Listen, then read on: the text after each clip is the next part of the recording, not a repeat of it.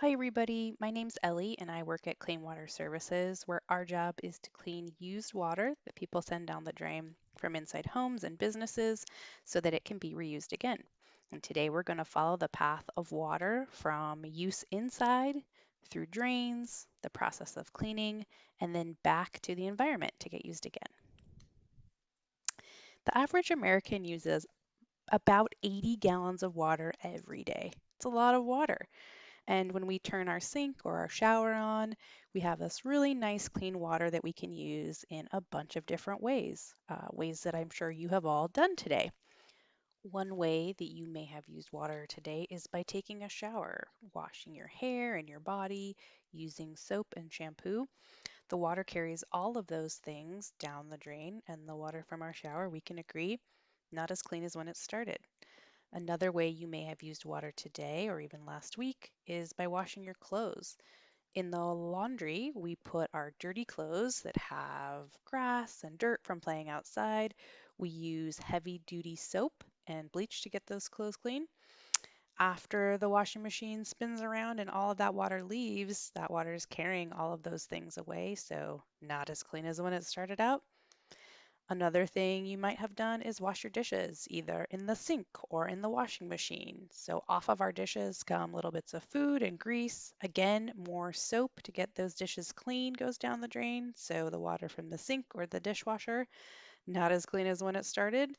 And my personal favorite, I know you all have gone to the bathroom today, probably several times, and we don't need to go into great detail, but we know the water we flush down the toilet after we've gone to the bathroom and the toilet paper we use to clean ourselves is definitely not very clean.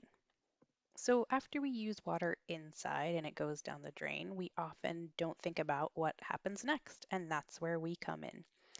Under your house, there are pipes that connect to more pipes underneath the street, and those pipes lead to a treatment facility. Once the water gets to the treatment facility, we start that process of removing all of the things attached to the water so that that water can be used again. We're also able to use some of the things that we recover from the waste stream to make energy and fertilizer. We'll get to that in a second. The first thing that happens once the water gets to the treatment facility is we send it through a screen, and the screen catches all of the biggest things. Wipes, Q-tips, dental floss, those types of things that people might flush down the toilet, those get caught on the screen and the water keeps traveling to the next treatment step.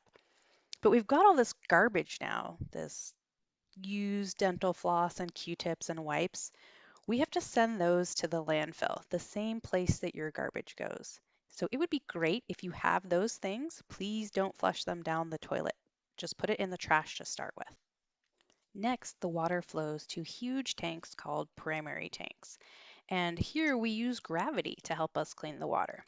We stir the water around with a big mechanical arm very, very slowly, and we let anything more dense than water sink to the bottom of the tank, and anything less dense than the water will float to the top.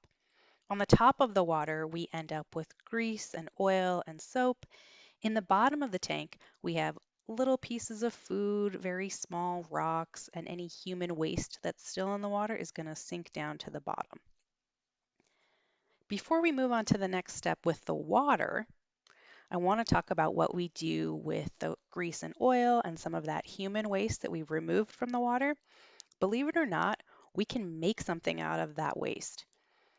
Through a process where we take solids and we heat them up to about body heat, 98 degrees, and we let that all break down, we kill any of the pathogens, and then we can make a fertilizer product out of that human waste. We can also, through that process of digestion, we make energy, and that energy we use to heat our facility and also provide power for some of the work that we do. Pretty cool. Okay, back to the water. The next thing we do is we send the water into huge tanks called secondary tanks, where we use microscopic organisms to help us clean the water. The natural food of these organisms is more harmful bacteria that could be attached to the water. So they eat them, and by doing that, remove them from the water. In order to help them eat as much as possible, we make sure the water is the perfect temperature, not too hot, not too cold. we add oxygen into the water, and make sure they have plenty of food. If that all happens, these bacteria clean the water to a really, really high clear standard. But we're not quite done. The last thing we do to clean the water is we send it through a filter. And a filter is very common for cleaning water. Filters are in fish tanks. They're on water pitchers that you might have at home. Ours is just bigger because we clean more water.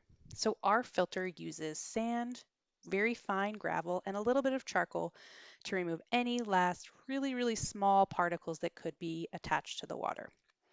Then the last thing we do is we add a tiny bit of chlorine, which is a chemical that might kill any last bacteria or pathogens present in the water.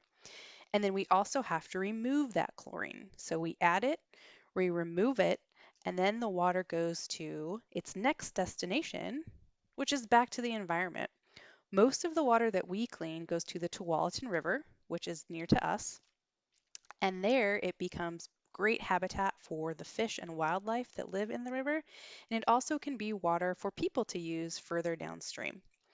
A little bit of our water also gets used for irrigation on golf courses and school campuses that are next to us. So that is the process of water from your house through our treatment process and back to the environment to be used again.